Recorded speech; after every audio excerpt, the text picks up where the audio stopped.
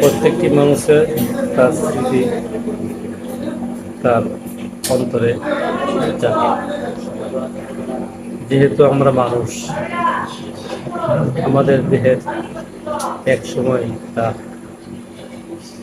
অস্তিত্ব বিলীন হয়ে যাবে।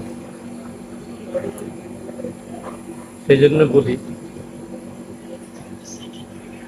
যারা বিপদে আপদে সম্মুখে দাঁড়ায়, তারাই সবচেয়ে বড় আনন্দ।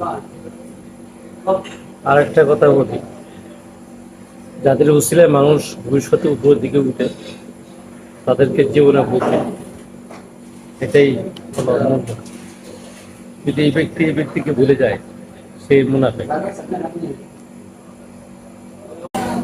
প্রত্যেকটি মানুষের তার স্মৃতি তার অন্তরে জাগে।